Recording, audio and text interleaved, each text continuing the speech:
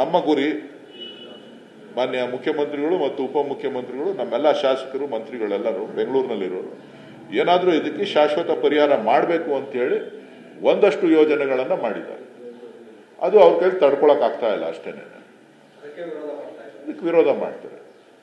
ಈಗ ಮೆಟ್ರೋಗೆ 10% ಹಣ ಕೊಡ್ತಾರೆ ಕೇಂದ್ರ ಸರ್ಕಾರದವರು. ತೇಜಸ್ವಿ ಸೂರ್ಯ ನಂದೇ ಮೆಟ್ರೋ ತಂದ್ಬಿಟ್ರೆ ಒಂಥರ ಆಡ್ತಾನೆ. ನಾನು ಹೇಳಿದೆ ಅವ್ರಿಗೆ 10% ಹಣ ಕೊಡ್ತೀರಿ, ಅಹಮದಾಬಾದ್ಗೆ 20% ಕೊಡ್ತಾರೆ, ಗುಜರಾತ್ಗೆ, ಅದ್ರ ಬಗ್ಗೆ ಯಾಕೆ ನೀವು ಪ್ರಸ್ತಾಪ ಮಾಡೋದಿಲ್ಲ ಅಂತೇಳಿ. ನಮ್ಮ ರಾಜ್ಯಕ್ಕೂ 20% ಶೇರಿಂಗ್ ಕೊಡ್ಬೋದಲ್ಲ. ಇವರ ಧ್ವನಿ ಅಲ್ಲಿಲ್ಲ ಕೇಂದ್ರದಲ್ಲಿ, ಅವರ ಧ್ವನಿ ಕರ್ನಾಟಕ ಕಾಂಗ್ರೆಸ್ ಸರ್ಕಾರದ ವಿರುದ್ಧನೇ ಹೊರತು ಜನರ ಹಿತಕ್ಕೆ ಮಾಡದಂಥದ್ದಲ್ಲ. ಅವರು ರಾಜಕಾರಣಕ್ಕೋಸ್ಕರ ಧ್ವನಿಯನ್ನ ಎತ್ತುತ್ತಾ ಇದ್ದಾರೆ. ಯಾವ್ಯಾವ ರಾಜ್ಯಗಳಿಗೆ ಮೆಟ್ರೋಗೆ ಎಷ್ಟೆಷ್ಟು ಹಣವನ್ನ ಶೇರಿಂಗ್ ಅನ್ನ ಕೊಡ್ತಾ ಇದ್ದಾರೆ ಅಂತಕ್ಕಂಥದ್ದು ಕೂಡ ಮುಖ್ಯ.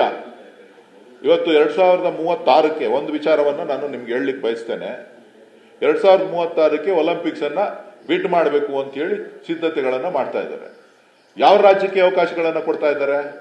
ಗುಜರಾತ್ ರಾಜ್ಯದಲ್ಲಿ ಸುಮಾರು 500 ಎಕರೆ ಪ್ರದೇಶದಲ್ಲಿ ಸ್ಟೇಡಿಯಂಗಳನ್ನ ಬಿಲ್ಡ್ ಮಾಡಲಿಕ್ಕೆ, ಅಲ್ಲಿ ಒಲಿಂಪಿಕ್ಸ್ ಅನ್ನ ಮಾಡಲಿಕ್ಕೆ ಗುಜರಾತ್ ಅನ್ನ ಕೇಂದ್ರೀಕೃತವಾಗಿ ಮಾಡ್ತಾ ಇದ್ದಾರೆ. ಅದಕ್ಕೋಸ್ಕರನೇ ನಾನು ಧ್ವನಿಯನ್ನ ಎತ್ತಿದ್ದು ದಕ್ಷಿಣ ಭಾರತಕ್ಕೆ ಅನ್ಯಾಯ ಆಗ್ತಾ ಇದೆ ಅಂತ ಹೇಳಿ.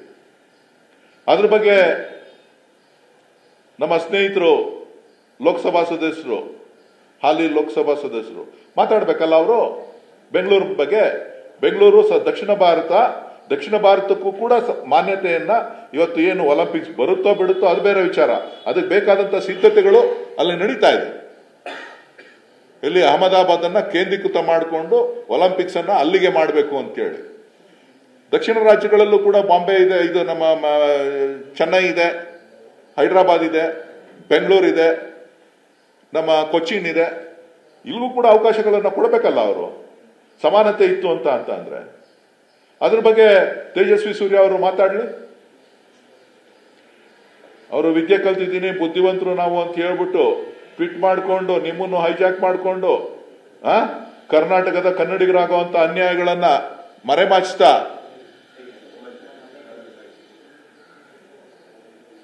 ಕಳೆದ 10 ವರ್ಷಗಳಿಂದ ಬೆಂಗಳೂರಿಗೆ ಅವರು ಕೊಟ್ಟಿರ್ತಕ್ಕಂಥ ಕೊಡುಗೆ ಏನು 4 ಲಕ್ಷ ಕೋಟಿ ಹಣವನ್ನ ತೆರಿಗೆ ಪಾವತಿಯನ್ನ ನಾವು ಮಾಡ್ತಾ ಇದ್ದೀವಿ.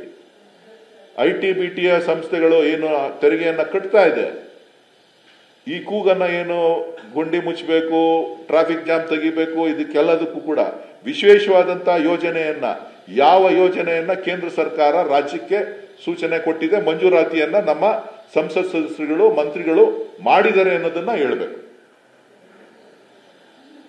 ನೀವು ರಾಜಕೀಯ ಬಿಡಿ, ನೀವು ಬರೀ ಮೀಡಿಯಾದವ್ರು ಏನಾಗೋಗಿದೆ ಅಂತಂದ್ರೆ ಕಾಂಗ್ರೆಸ್ ಅವರು ಮುಖ್ಯಮಂತ್ರಿ ಮಂತ್ರಿ ಅದು ಇದು ಹಿಡ್ಕೊಂಡು ಕೂತಿದ್ದೀರಿ. ನಿಜವಾದ ಸಮಸ್ಯೆಗಳ ಬಗ್ಗೆ, ಇವತ್ತು ಕೇಂದ್ರ ಸರ್ಕಾರದಿಂದ ಆಗ್ತಾ ಇರ್ತಕ್ಕಂಥ ಅನ್ಯಾಯವಂತ ಬಗ್ಗೆ ನೀವು ಚಕಾರವನ್ನ ಮಾಧ್ಯಮದ ಸ್ನೇಹಿತರು ಎತ್ತಬೇಕು. ಎಲ್ಲೆಲ್ಲಿ ಅನ್ಯಾಯ ಆಗ್ತಾ ಇದೆ, ಎಷ್ಟರ ಮಟ್ಟಿಗಿನ ಅನ್ಯಾಯ ಆಗ್ತಾ ಇದೆ ಅಂತ ಹೇಳಿ. ನಾವೇನಾರ ಮಾತಾಡಕ್ ಹೋಯ್ತು ಅಂತಂದ್ರೆ ಡಿವೈಡ್ ಮಾಡಕ್ ಕೇಳ್ತಾ ಇದ್ದಾರೆ ಇವರು ಅಂತ. ಡಿಸ್ಕ್ರಿಮಿನೇಷನ್ ಎಷ್ಟರ ಮಟ್ಟಿಗಿದೆ ಅಂತಕ್ಕಂಥದ್ದು ಕೂಡ ಬಹಳ ಮುಖ್ಯ. ಕನ್ನಡಿಗರ ಮೇಲೆ, ದಕ್ಷಿಣ ಭಾರತದವರ ಮೇಲೆ ಎಷ್ಟರ ಮಟ್ಟಿಗೆ ಇವರು ಡಿಸ್ಕ್ರಿಮಿನೇಷನ್ ಅನ್ನ ಮಾಡ್ತಾರೆ ಅಂತಕ್ಕಂಥದ್ದು ವಾಯ್ಸ್ ಅನ್ನ ರೈಸ್ ಮಾಡ್ಲಿ. ಉತ್ತರ ಪ್ರದೇಶಕ್ಕೆ ಎಷ್ಟು ಅನುದಾನ ಕೊಟ್ಟಿದ್ದಾರೆ, ಗುಜರಾತ್ಗೆ ಎಷ್ಟು ಅನುದಾನ ಕೊಟ್ಟಿದ್ದಾರೆ, ಯಾವ್ಯಾವ ಪ್ರಾಜೆಕ್ಟ್ಸ್ ಅನ್ನ ಕೊಟ್ಟಿದ್ದಾರೆ. ಫೈನಾನ್ಸ್ ಸಿಟಿ ಕೊಟ್ರು, ದಕ್ಷಿಣ ಭಾರತದಲ್ಲೂ ಯಾರ್ಯಾರ ಕೊಡ್ಬೋದಾಗಿತ್ತಲ್ಲ.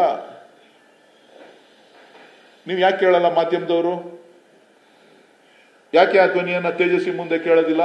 ಯಾಕೆ ಬರೀ ಟನಲ್ ಬಗ್ಗೆನೇ ಕೇಳ್ತೀರಿ ಅವ್ರನ್ನ? ಯಾಕೆ ಕೇಳ್ತೀರಿ? 5 ವರ್ಷ ಅವ್ರ ಆಡಳಿತ ಇತ್ತು, ಅವ್ರದೇ ಸರ್ಕಾರ ಇತ್ತು, ಯಡಿಯೂರಪ್ಪನವ್ರು ಇದ್ರು, ಬೊಮ್ಮಾಯಿ ಅವ್ರು ಇದ್ರು, ಎಲ್ಲರೂ ಇದ್ರು ಮುಖ್ಯಮಂತ್ರಿ ಆಗಿ. ಟ್ರಾಫಿಕ್ ಸಮಸ್ಯೆ ಅವತ್ತು ಇತ್ತು.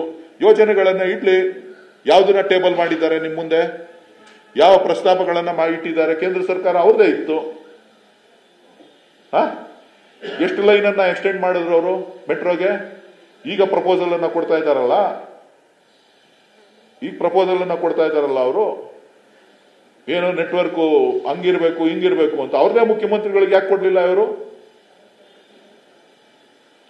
ಕೇವಲ ಪ್ರಚಾರಕ್ಕೋಸ್ಕರ ಕಾಂಗ್ರೆಸ್ ಅನ್ನ ಕಾರ್ಯಕ್ರಮಗಳನ್ನ ವಿರೋಧ ಮಾಡಬೇಕು ಅಂತನ್ನ ಬೆಂಗಳೂರಿಗೆ ಆಗ್ತಾ ಇರ್ತಕ್ಕಂಥ ಅಭಿವೃದ್ಧಿಯನ್ನ ತಡಿಬೇಕು ಅಂತಕ್ಕಂಥ ದೃಷ್ಟಿಯಿಂದ ಮಾಡ್ತಾ ಇರ್ತಕ್ಕಂಥ ಷಡ್ಯಂತ್ರವನ್ನೇ ಹೊರತು ಬೇರೇನೂ ಅಲ್ಲ.